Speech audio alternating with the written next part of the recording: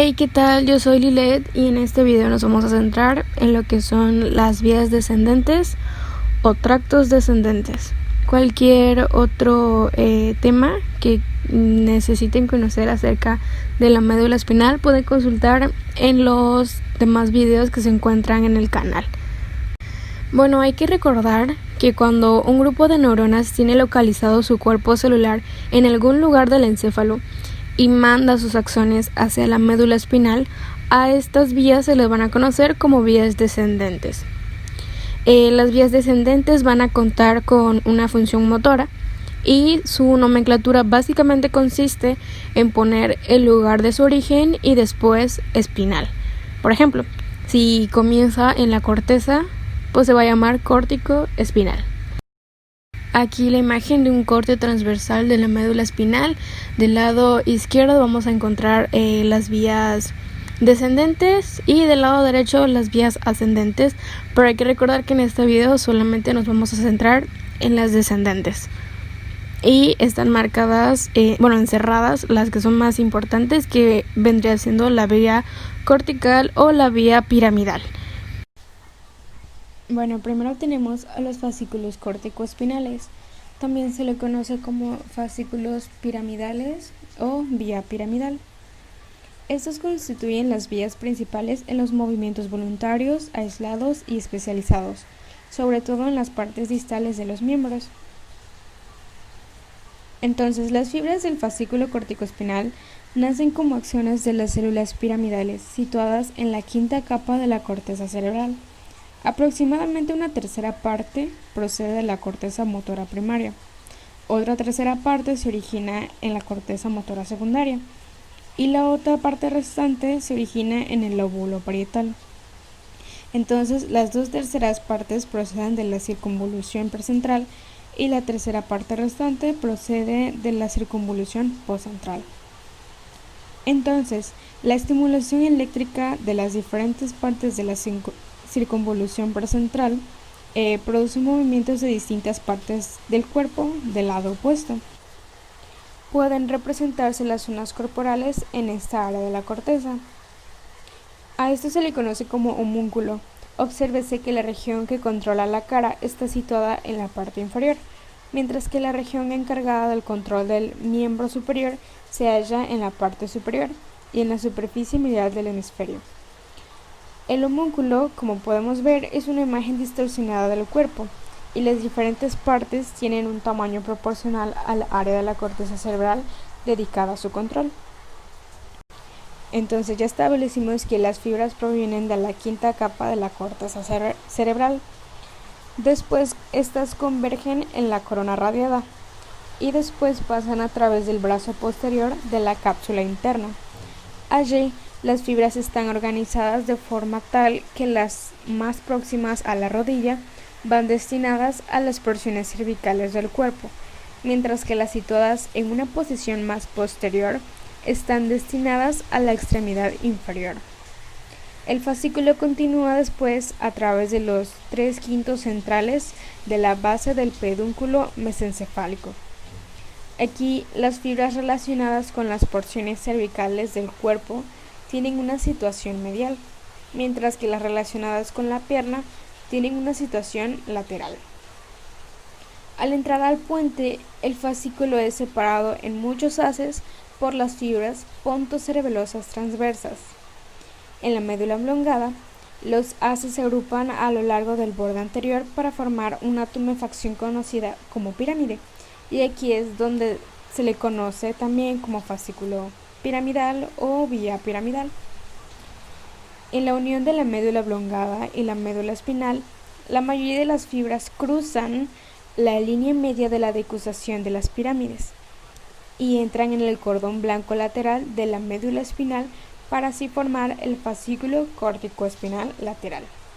Las fibras restantes, que no cruzan la decusación, sino que descienden por el cordón blanco anterior de la médula espinal, y a eso se le conoce como fascículo córtico-espinal anterior.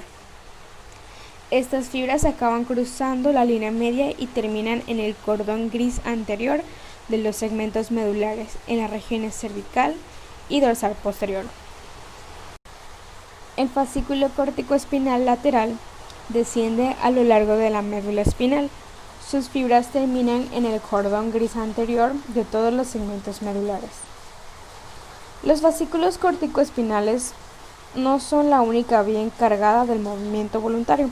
Por el contrario, forman la vía que confiere rapidez y agilidad a los movimientos voluntarios, y por tanto se utilizan para realizar movimientos específicos y rápidos.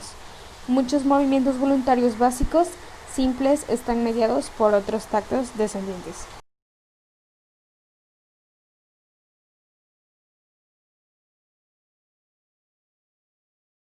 Fascículo tectoespinal. Las fibras del tracto tectoespinal se originan en el colículo superior del mesencéfalo. Poco después, cruzan la línea media y descienden hasta el asta posterior a nivel de la médula espinal. Es necesario para los movimientos posturales reflejos relacionados con la visión. Fascículo rubroespinal. Es la principal vía motora del mesencéfalo, considerado como un tracto corticoespinal indirecto. Se origina en neuronas del núcleo rojo, cruza en la decusación tegmental ventral del mesencéfalo y desciende a lo largo del puente y la médula oblongada para entrar en el cordón lateral de la médula espinal. Se encarga de facilitar los movimientos flexores e inhibir la actividad extensora. Fascículo vestibuloespinal. Los núcleos vestibulares ubicados en el bulbo raquídeo reciben fibras aferentes del oído interno a través del nervio vestibular y del cerebelo, formando el tracto vestibuloespinal, el cual desciende sin cruzar a través del bulbo raquídeo y de la médula espinal en el cordón blanco anterior, haciendo sinapsis con la neurona motora inferior. El tracto vestibuloespinal es el encargado de facilitar la actividad de los músculos extensores e inhibir a los flexores, y está asociado con el equilibrio. Fascículo olivoespinal. El tracto olivoespinal no tiene bien esclarecida su función, pero podría desempeñar un papel en la actividad muscular, aunque existen dudas de ello. Este inicia en el núcleo olivar inferior de la médula oblongada o bulbo raquídeo y desciende en el cordón blanco lateral de la médula para influir en la actividad de las neuronas motoras del asta gris anterior. Fascículos reticuloespinales. Los tractos reticuloespinales son las principales vías descendentes del sistema extrapiramidal e influyen en los movimientos voluntarios y la actividad refleja. Sus fibras se originan en la formación reticular y reciben aferencias estimuladoras o inhibidoras del cerebro. Desde el puente envían axones hacia la médula de forma no cruzada, descendiendo a través del cordón blanco anterior, formando el tracto reticuloespinal pontino, mientras que desde la médula oblongada envían axones cruzados y no cruzados a la médula espinal para formar el tracto bulborreticuloespinal medular. Ambas van a penetrar en los cordones grises anteriores. Es una respuesta involuntaria a un estímulo. Su organización es la siguiente: un órgano receptor, una neurona aferente donde el soma se localiza en el ganglio de la raíz posterior y una neurona eferente. A este tipo de reflejo se le denomina monosináptico. Aquellos que contengan una interneurona se clasifican como polisinápticos. En la médula espinal, estos arcos reflejos ayudan a conservar el tono muscular. Los órganos receptores se localizan en la piel, músculos y tendones. Las fibras aferentes son gruesas para una conducción rápida.